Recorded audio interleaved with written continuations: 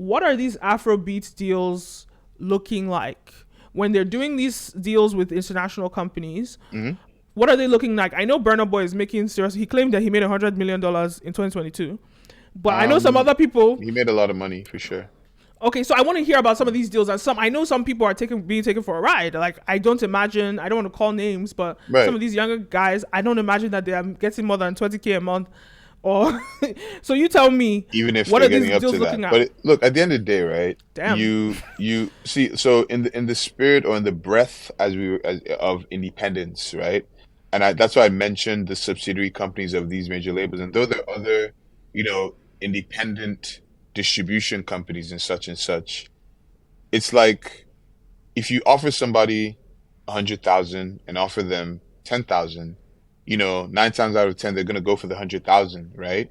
But you have to also take the terms that come with it, right? So, versus the 10,000, maybe you keep 100% of your master rights and such, but the 10,000 doesn't do anything for your campaign. Versus you give away 40% of your master rights, or you license your master rights for a 5-year period or whatever, and you take the 100,000, but then that 100,000 that you've taken, you can turn that into 100 million if you do it right. Mm. Do you know what I mean? So it's really, so to say like artists are being taken for a ride, I disagree, because once again, it's also based on, for some companies, it's based on the stats. Like, some companies won't look at signing an artist if they don't have 1 million monthly listeners on Spotify, versus other companies that will look at an artist and say, I like their sound, so I want to back them.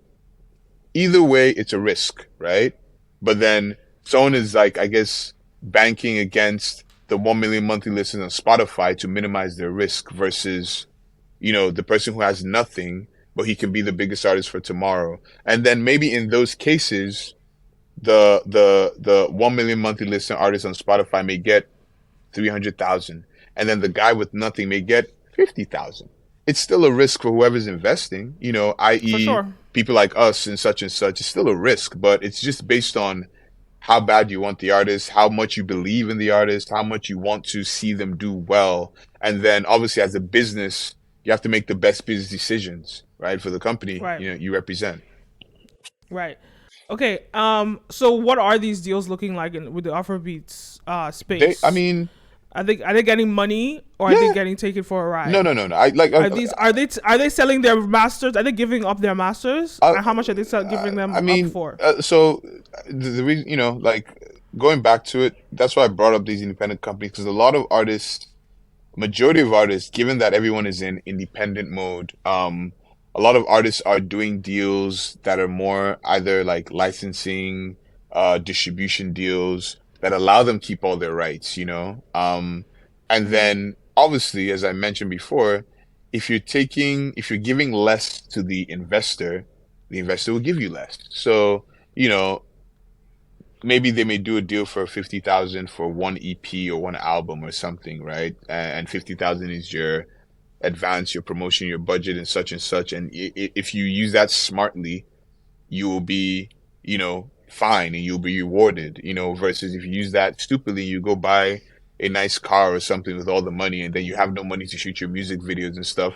That's on you as well. It's decision making as an adult, right? So, and versus But this is going where I have to such a big problem wait, with no, that, hold because on, it's not it's but not hold, it's not a personal. That's a no, that's but a hold on, that's a hold on, business no, but hold on, investment. That's not a you thing. I think the yeah. music industry has done a very terrible job of schooling these artists and letting them understand that this That's is a not the music business investment. industry's that's This not the is music not. industry's job though, to go. I mean, I didn't rely on the music industry to school me. I went to go school I myself, totally get that. I get that. you know. Look, I understand. Look, it's a dog eat dog world, Hmm. but anyone that's listening to this has some sort of interest in business. So this is why I'm not positioning this conversation for the dummy on the street, right? This is a conversation for people that would like have sort of some level of business acumen, and Absolutely. just like, so we're in the realm of people that understand this. But it's still like, we have to admit that it's still exploitative. Like, that this 10-year-old does not, or this 15-year-old does not know a damn thing A 15 year about old any can't sort do of it. A business. 15-year-old can't do a deal Yeah, but without his their mom parents' is there. consent. Okay, the Yeah. mom is there. The mom is like, okay, the mom is there. What does the mom necessarily know? Most people don't know anything about They're gonna business. go get a lawyer in the entertainment industry who does know about business. That's what I'm saying. It goes back But to that lawyer will still decision take you for making. a ride. Why But would the okay, lawyer it's take fair. you for But a ride? You know, if the lawyer has because a commission to make from a deal and then they do the deal on your behalf and then they earn the commission, everybody keeps it moving. Why I would the guess lawyer take you for a there's ride? a school of there's a school of thought that don't expect anybody to make your money for you, and Yes. that's just it, because they Yeah, will but make their money first, I as think and 10 times over. They'll run laps around you if they can, as much as they're able to, I mean right? I hear you, but I also want to say that I think there's and this is, you know, I guess take it whether it's me defending or not defending, but I think there's a stigma against the music industry because of stories from the past. And just like I mentioned to you, the Alaba situation, right? Of course, there's exploitative elements and people, but in today's market, especially with more people leaning toward independence, it's harder to get scammed. It's harder for people to take you for a ride because these deals are really either scrutinized and really looked through and really done based on the level of the artist and where they're at, or if someone is going from zero to signing with, you know, the big labels and such, this the deal is still going to be such that all the elements will be in play to protect the artist, i.e., even for me, if I'm going to do a deal with somebody, I'm going to enforce that there's a lawyer on the other party's behalf. Do you know what I mean? To make sure that this is a fair negotiation. And if they can't afford the lawyer, we can fund that for them and then we can take the money back later or something. Do you know what I mean? Or something like that. But you have to make sure that, because it's literally there in the contract, we make sure that this deal has been looked over by both sets of lawyers and such and such. Okay, So I'm so committing a crime if I don't do that. this is not an attack on you. No, no, no. I Come on. just Of want to course. know. Of I course. want to know, right? The deal that Thames is signing with these Hmm. US, I don't know, is she signed to Universal? I don't know. The deal that Burna Boy is signing, David Hmm. O, Asake, all these people, Hmm. are they selling their masters? Honestly, I can't say because I don't know but I can give you two answers here. One is I can't say because I'm not, you know, privy to some of these deals.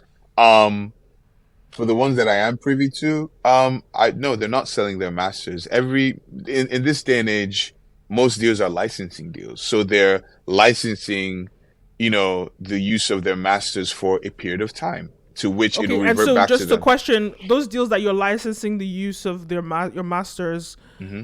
are you? Is it like a percentage wise? Is it like you'll take 50%, this person will take the other Yeah, 50, or is it I like we're mean, going to take 100% of the oh no, licensing come for on. the It next can't be 5 100. years? It can never be 100%. Come on. But it's Okay. obviously, and it's down to negotiation. It's down to what your team, your lawyer, you know, whoever's representing you can negotiate with the label versus say, because there's situations where, like I said, just using simple numbers, if a label offers you 100,000 and they want to license your, you know, your music for 5 years and they want to earn, I don't know, 75%, right? You can come back and say, okay, no, I want to give it to you for 3 years and I want you to earn 50% and I'm going to take 60,000. Do you know what I mean? It's movable. Right. It's not a one size fits all. It's not a a death So what would sentence you say? contract or What would whatever you you want to say call to it. every artist before going into these deals, these negotiations? I mean, would you say to them, get your shit hot, get your stuff popping, and then approach